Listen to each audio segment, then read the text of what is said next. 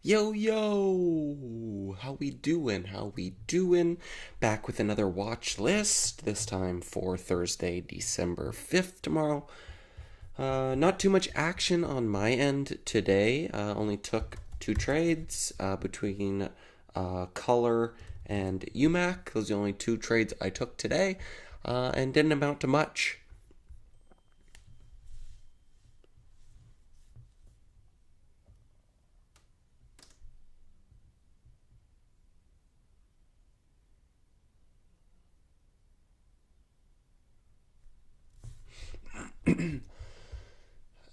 What's up, El Jefe? Soon, this daily's starting to get a bit interesting here. Coming into recent daily resistance, the highest price it was at on any sort of significant volume. So ideally, what I'd love is for this to top out here and not go higher tomorrow, and get something like this start to set up, or even something like this would be super sexy. But definitely keeping an eye on that 1020 breakout. The weekly, yeah, is probably a bit cleaner, but you've got these wicks getting bought up. Each daily consolidation is met with some nice power out of it. So once it breaks, it tends to pull back for a couple days. So I'm hoping this break pulls back for a couple days and can position in there for that 10-20 break down the line. UMAC, I did trade this one a couple times today. Probably 1 minute. I was watching the 5 minute, but the 1 minute's probably a bit easier to show my trades. So right around here, we had that flat open, 7, 8 a.m. So I'm watching it, thinking ideally flushes versus prior day's lows was the plan. And then right there after 8 a.m., we got the big flush, and then 11 a.m. act as the top. And then what did we have over here? We had a flush off the open that got immediately bought up and reclaimed 11. So I joined that trend, 1090s with risk on the lows. And here I was probably about a quarter of my position with the plan to start to scale through like 1120s and build a position. But it just, the wicks flipped to the other side, so I took a little 20-cent loss. Let it pull back, do its thing. We got this big reversal candle that I like to see, so I bought the next dip looking for a higher low and was going to scale through 1050s, which never came, so another quarter loss. And then what changed was I got stopped out on the low a day. We got that 1050 retest. So I bought it looking at a fake out. And then once we got this wick and save, I scaled in full size. So now finally had a full R with risk on the lows. And we got a nice steady grind. I was $1 in the money. But my plan was not to sell at $1 in the money. My plan was to look for that red to green move and sell into that 13 to 14 rip. And then once we got this failed fall through momentum, I took it off for a small gain over here. So overall flat on this name. And then color. This one was kind of funny because it speaks like when people, including myself, for probably a year, where I just couldn't push buttons. I'd see something setting up and I just didn't have the confidence or know how to actually trust myself in what I was seeing. But that changes over time once you start to gain some confidence and get some data to your back. So color was one of those where off the open, this thing gets smoked. It filed an ATM, an S3, a 424, an ATM, and it just got smoked off the open. So it went straight down from 130, sub $1. And I saw this volume ramping up and candles starting to expand. So without even thinking, I flipped to the chart. I even had some time to change my routes because I saw it below $1. I'm like, oh, why not save some routing fees and put on an ECN rebate route. So I didn't buy this candle. I bought this candle and just put on a reactive trade. Didn't even put much thought into it. My fingers just kind of did the work. Muscle memory kind of kicked in. I'm like, I've seen this before. It should bounce. buy, and then it bounced. So I took it off and took my little 10-cent gain. But 10 cents on a dollar name is a nice little 10%. Some people are looking for to make 10% in an entire year, and you could make it right here in a couple seconds. So, Nito, what's going on? Was that you on Wine Wednesday? Yeah, I did. I hopped on near the end there. I wasn't there from the beginning, but I joined at the end. I pulled up YouTube to start this live stream, and I saw they were still on, so I popped in for a few minutes. Justin, yes, I've been there. I've been there. And it helps. You just get the screen time, keep watching, and eventually things turn around. So UMAC did continue lower after that cut. So keep losses small and cut losses quickly. And then you don't pre-exhaust yourself. So tomorrow is likely I don't want to say it's the last day I'm going to try it, but it should bounce tomorrow. I think there's still room up to 14. But if this starts to get below 8, there's no real volume to support that move anymore. We're getting into this day one where the move started. So tomorrow it should bounce, and it's going to be the exact same plan from yesterday. I'm going to look for gap downs and use pre-market lows or low a day as a guide. And if we get a flat open or slight gap up, I'll use prior day's lows as risk.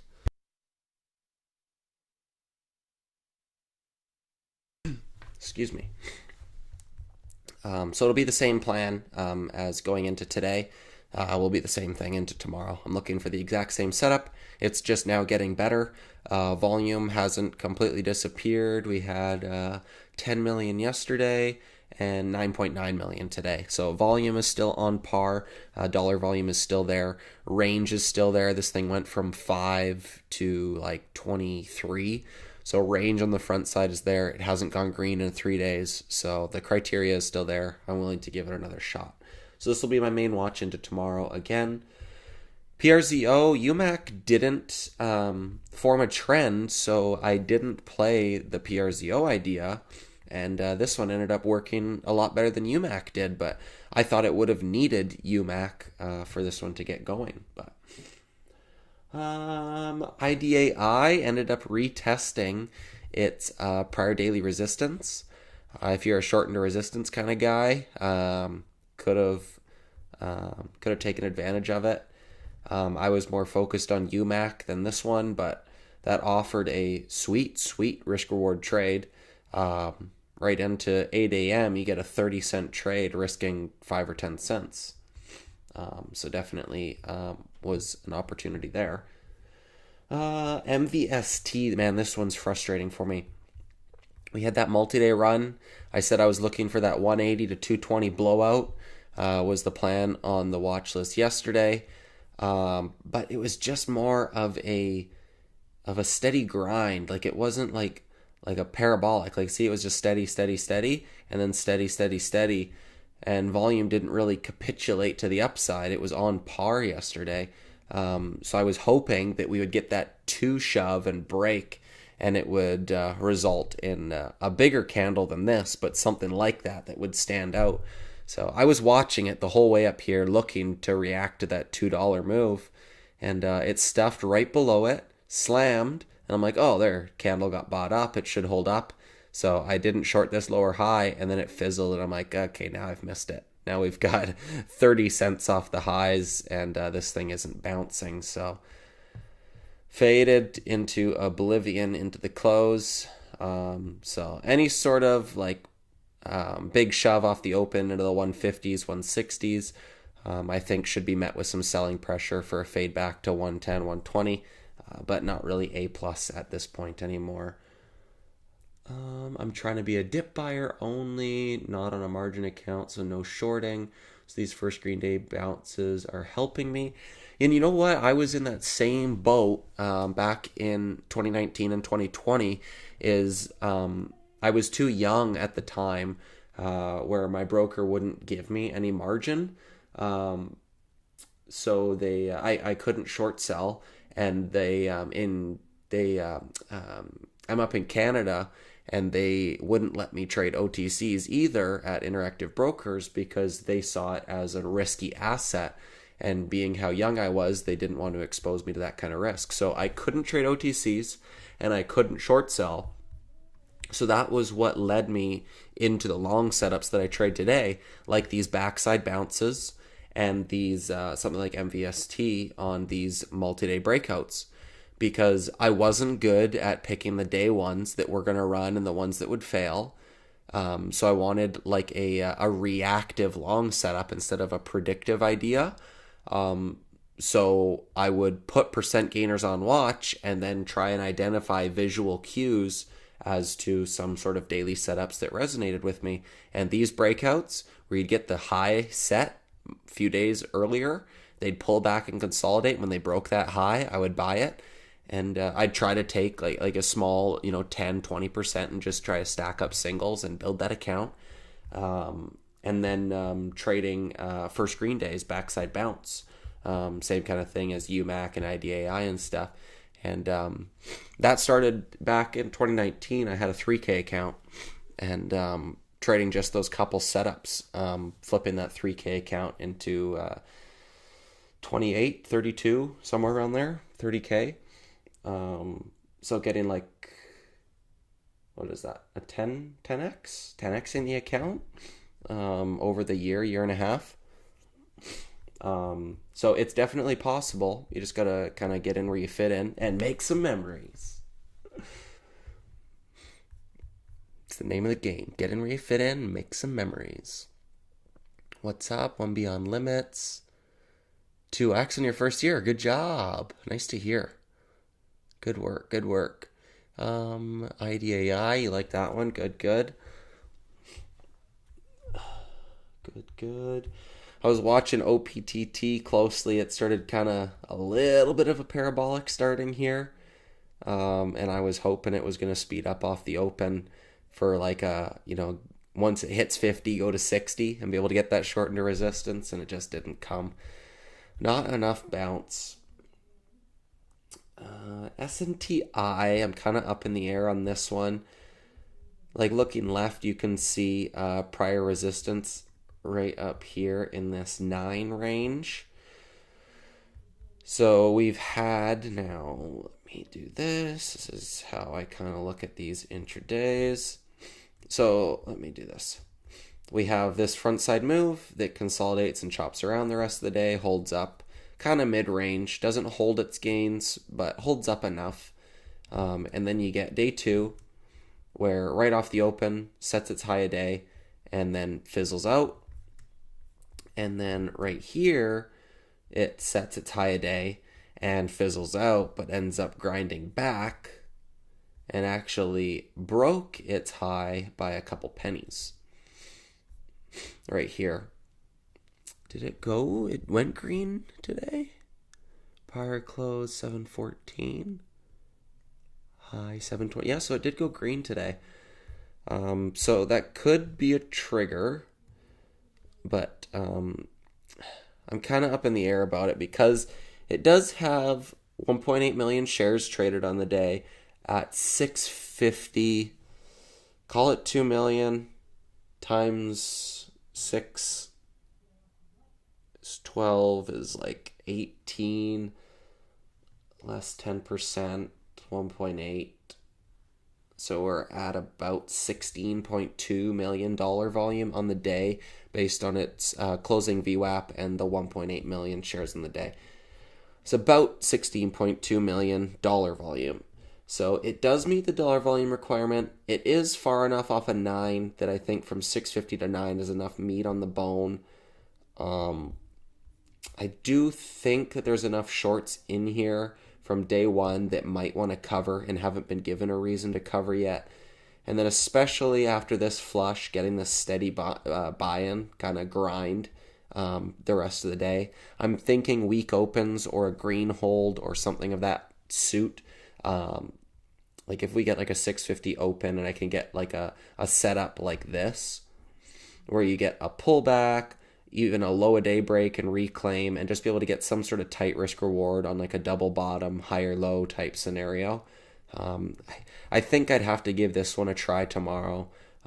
If it doesn't happen tomorrow, I likely wouldn't try it again. Kind of like UMAC, where the lower it goes, the better the opportunity. But SNTI, I think I'd be willing to give it one shot. Front side move from 2 to 16. It broke down 655, 665 was these low a days here. So it broke it and reclaimed it. So anybody shorting there is now shorting a breakdown, looking for that gap fill, isn't in the money anymore. So yeah.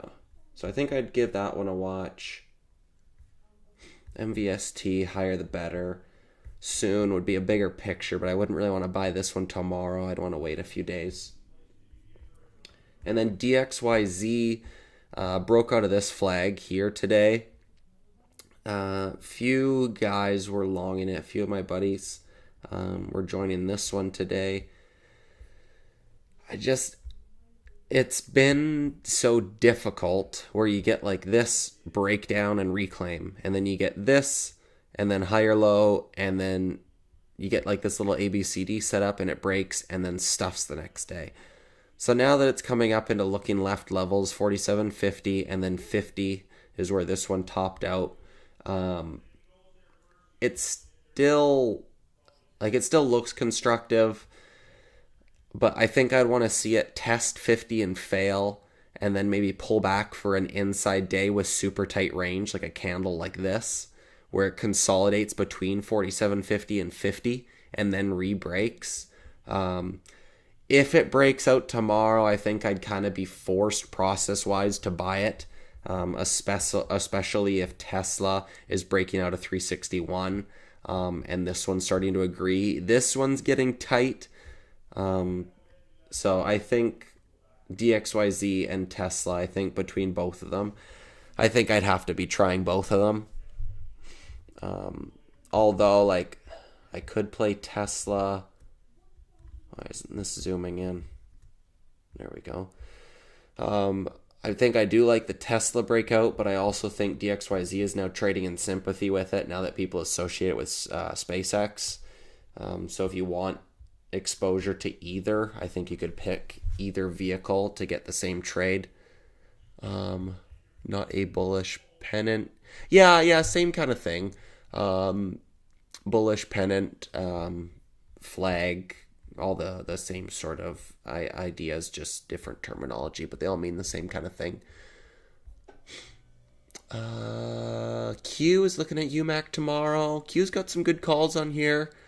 Hope you're trading well, buddy. I'll keep it on watch tomorrow as well.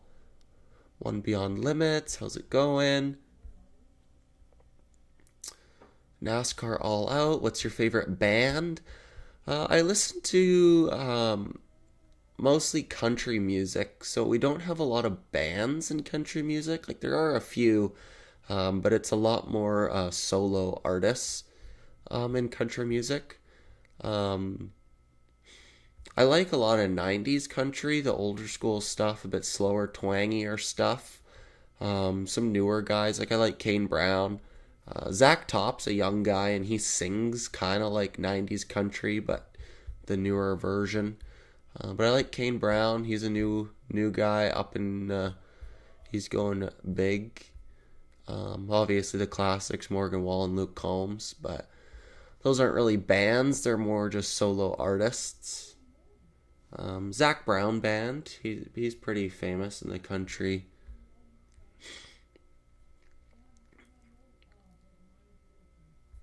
No worries, sir. No problem. What's your favorite band? Who do you like listening to? You a rock guy? In the NASCAR? Just rocking out in the cars? I sold my SQ swing too early. Your long coin for a swing. Watching Tesla for potential as well. Kulamagi would call that A+. SQ and coin. Oh wow, that thing continues. You're on the right track though. Yeah, I was looking for this little breakdown on coin. Was my plan on Sunday scan for that 290 break once these higher lows failed, and we never got a close below it. I was looking at it was showing relative weakness to what Bitcoin was doing, so I thought it might stay weak, but it just never came and actually built off of that base. Are you watching level 2 on the dips or just using candlesticks? I do have level 2 up, because like something like UMAC, for example, on this candle, right after I had bought it, right here on this candle, when I added to my position, yes, this candle is bullish where it looks like it gets sold off and bought all the way back up to where it opened. So even if you weren't watching level 2 or tape, you would still see this as a bullish candle. But by watching the tape, you also saw all the prints come in. First of all, it was on SSR, but you see all the prints coming in and hit the bid. It's just red prints, but the ask never moved. The ask stayed up at this 1040, and the bid just separated down to 1020. So they just took out all those bidders. So someone just wanted to sell a big chunk, so just hit the bid to take them all out. But it wasn't like selling pressure was coming back in. It was just one guy that hit it, and then once bidders stepped back in, it got bid right back up. So that's information that you wouldn't get on the chart, which gave me conviction to add. But even if you're using candlestick patterns, you could see that this got slammed and bought back up, which still, if you're a candlestick guy, then that also could warrant an add to your position. I see a lot of these beat down and sideways charts for penny stocks that run, GWAV, SMIX, and some other ones.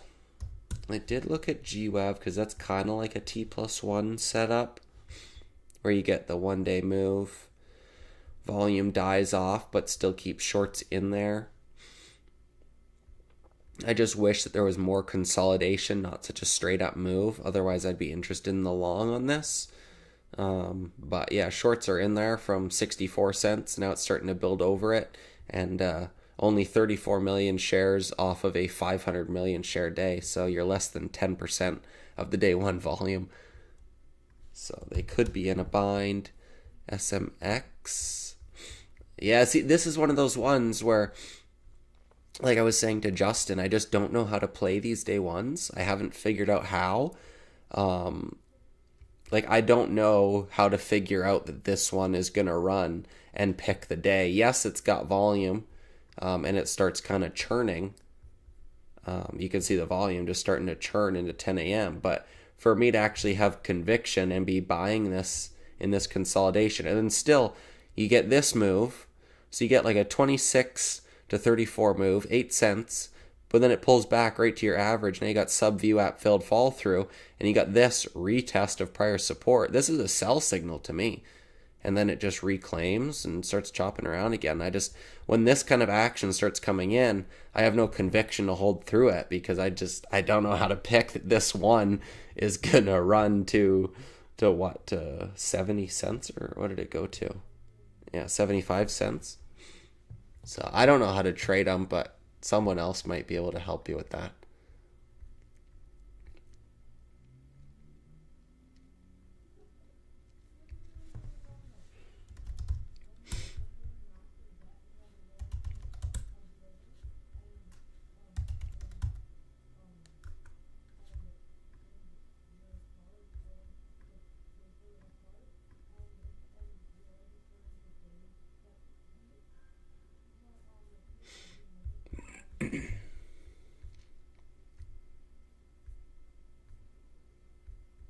Timmy Trades is a Taylor Swift kind of guy. Good call, good call. I think you're in the majority there.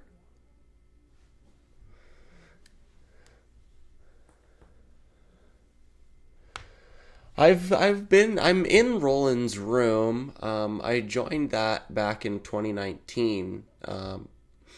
He had added me to his room when I went and traded with him in Arizona, And he added me to his room to try and help me out because I told him basically I'm restricted to listed longs. And he's like, that's what I do. Like, let me help you out. So he tried to teach me. And what he does just doesn't make sense. The way he trades is such a feel where he's trading a lot of sympathies and sector moves, which makes sense. When those come around, I'm fine being a bit more predictive with those because the sector kind of rising tide lifts all boats. But just the day to day grind of trying to pick the one, I can't, I haven't figured it out. Kind of like Cody. Yeah, Cody and Roland, they trade very similar. Roland will be the first one to tell you that Cody is the only person he's found that trades similar to him or as close to him as he's seen.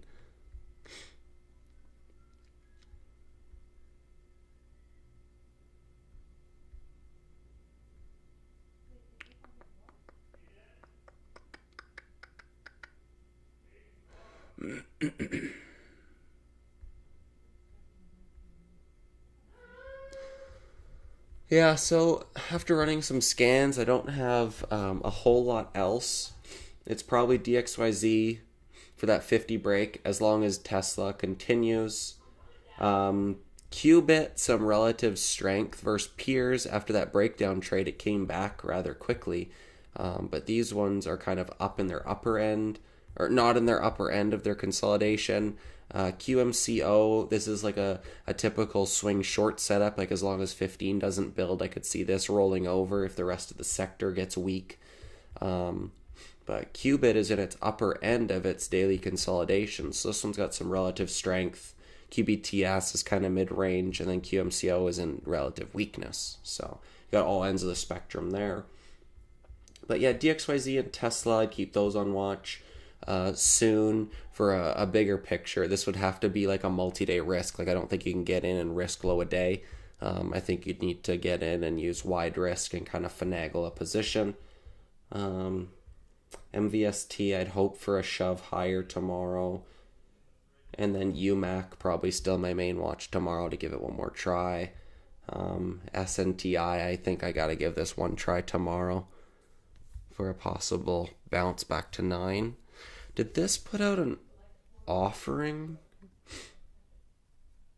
Technical wise, it looks good, but for some reason it might have put out an offering.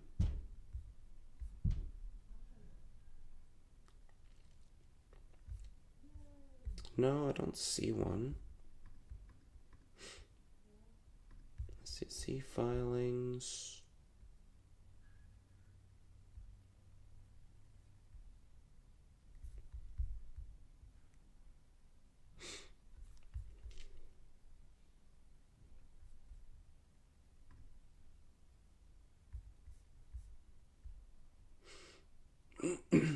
Phase 1 clinical data.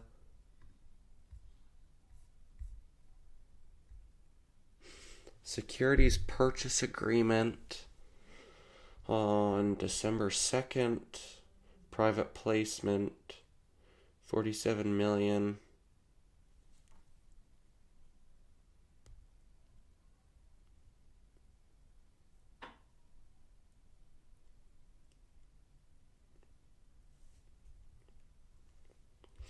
Conversion price at 225.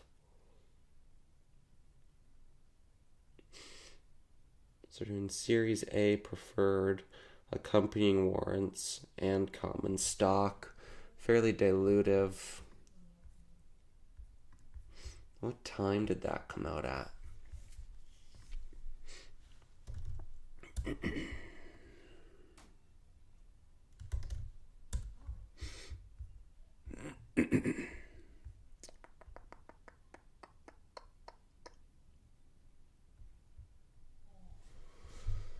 Where the heck is it? It was yesterday. No, it was 10-2.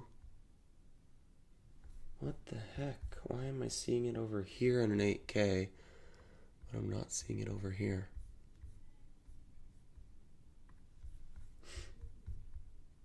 An 8K, Senti Biosciences. On December 2nd, entered into a securities purchase agreement with certain accredited investors, which the company agreed to issue and sell up to 21,000 Series A convertibles for an aggregate offering price of $47 million, and the accompanying warrants and the shares underlying to purchase up to $31 million in common stock.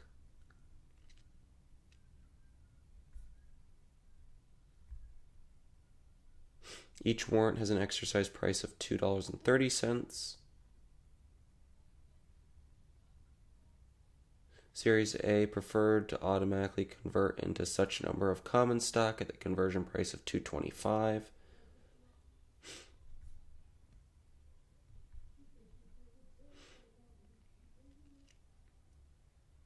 At the closing, it will be effective on December 5th. So the closing of the offering means the shares will now be in the investors' hands. 25 million shares of common stock. Between the Series A and the warrants, estimated 37 million.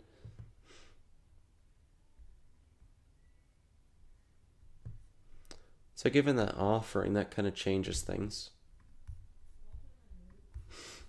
Not sure I really want to be playing that with an offering.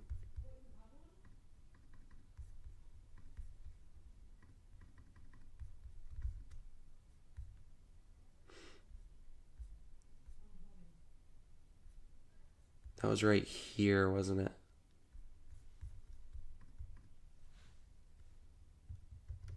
On December 2nd. December 2nd.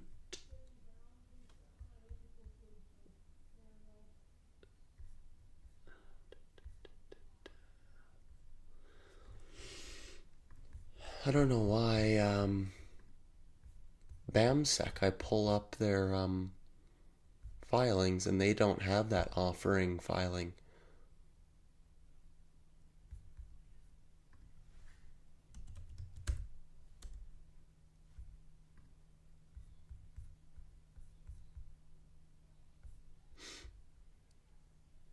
Company search. SMTI. What the heck? No matching companies.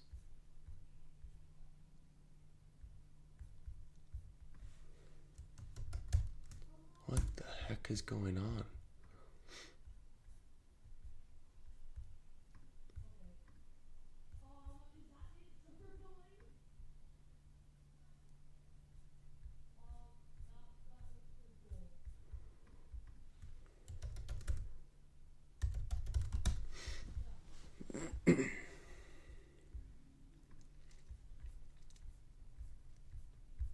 I don't know what's up with BAMSEC. It's weird.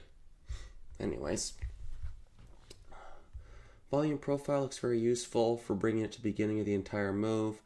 See the largest volume area. Yeah, I like to use it for that as well. For mean reversion trades, where you can see where the volume is on the front side of the move and where the volume is on the back side of the move, and then where I can trade within that range. Came away for a sec. Did you check Open Insider? Open Insider? Never seen this before. Never heard of it.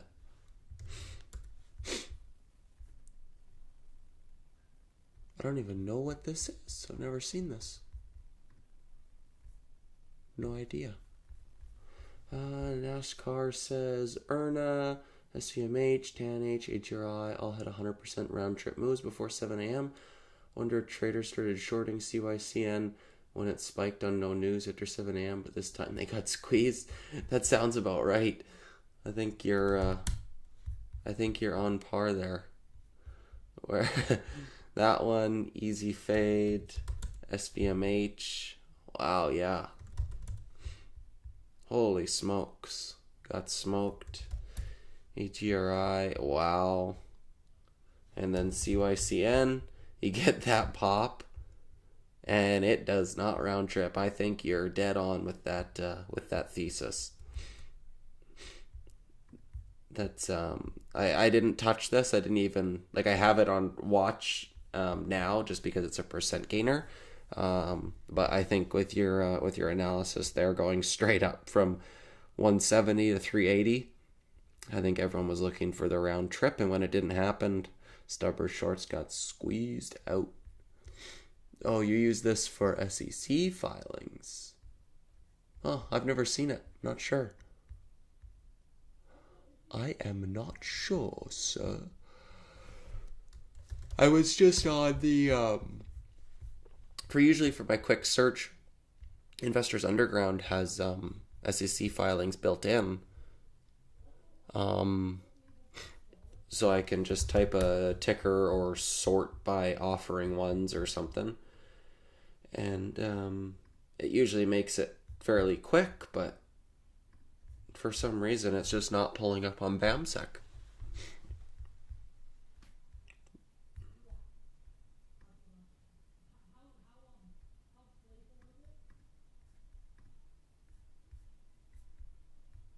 So I don't know. If there is an offering in place, I'm not really interested in this. So maybe I just avoid it instead, given the conflicting indicators. But yeah.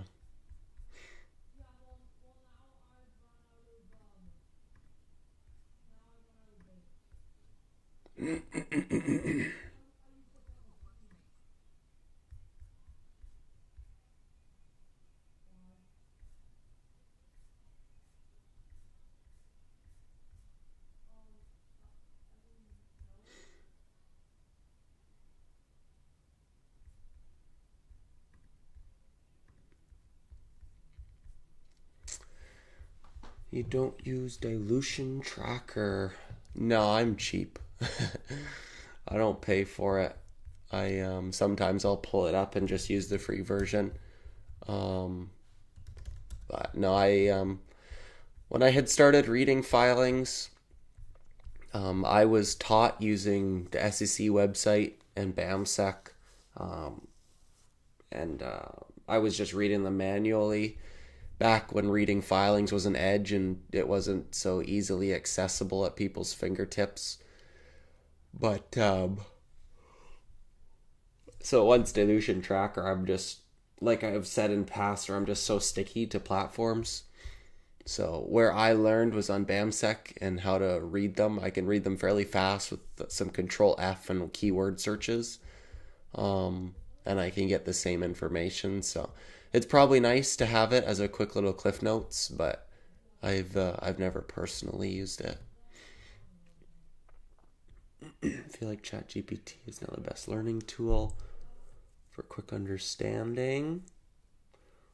I used to use BAMSEC, but now I want to use a dilution tracker. Doesn't CP give you free premium? That's on the U.S. side in the states, because I meet the requirement. Like I think you have to trade like is it 100K shares in a month or something, which isn't too hard to do.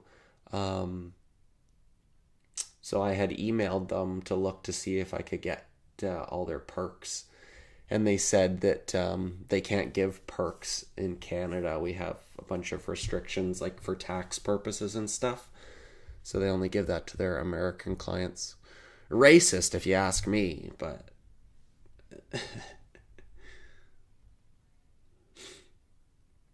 small loss on UMAC because I'm a degenerate gambler. Put on a starter in pre-market after what I thought was capitulation at 843. Def gotta wait for strength. Oh, you're in Canada. I thought you were in the States. Yeah, I took a small loss. I had two quarter size losses there, cut losses quickly, and then I had a full size risk on versus low a day, and I didn't take any of it when I was up a dollar, and ended up stopping out for a small gain there. So small red on it. I just use dilution tracker because there's no more edge with filings anymore. Yeah, yeah, I agree. I agree. There's not much edge to it anymore because everyone's got the same information. It's almost like when stuff starts squeezing that has a bunch of dilution, you know that there's more shorts involved in it because everybody's a fundamental trader now.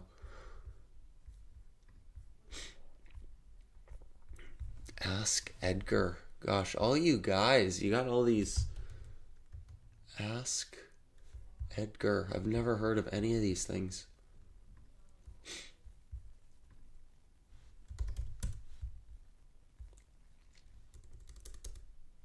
Search a ticker or a company name.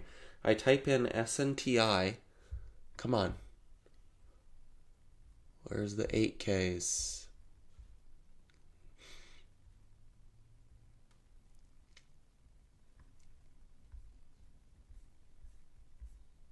Wow, they have an AI chatbot. That's cool. Ask Edgar. That's a nice layout. I like the look of that. Yeah, I might give that a try. It's got a nice look. Cool. Thank you.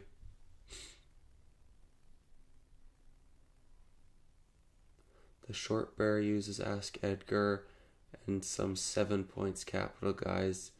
Edge erosion. This is random, but one of them days, brother, I had a pair of bifold doors I installed warped in a place because the place wasn't heated for a small time period. Wouldn't have believed it if I didn't see it.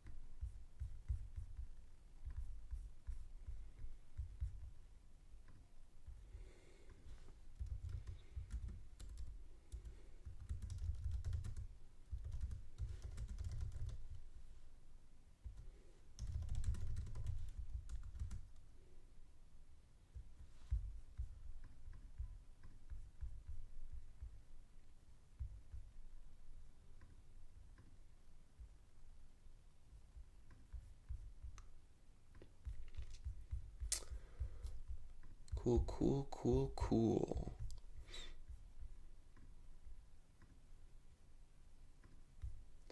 Alrighty, well, I'm fine with leaving it there. I think we got a good discussion there. Nothing really like A plus plus, but enough names that I think it'll keep me busy. Enough ideas, see where everything's gapping, and start to make plans off the open, depending which way everything's gapping. But right now, you just use Delusion Tracker and Spakit. Yeah, I've heard of Spakit. I've heard of that one. I've never used it. That's the same thing for all my back testing. I've just haven't back tested actually. I've looked at patterns that I've seen from the past and then I've tested in real time and just manually entered the data into Excel spreadsheets until I get like 500 or 1,000 samples and then run data using the Excel formulas. I'm super old school for being a child. I'm like 12 years old and I do everything the way a 60-year-old man would do it. But anyways, I think we'll leave it there. Good enough. Thank you guys for coming by. And yeah, I'll see you guys in the room tomorrow. Peace.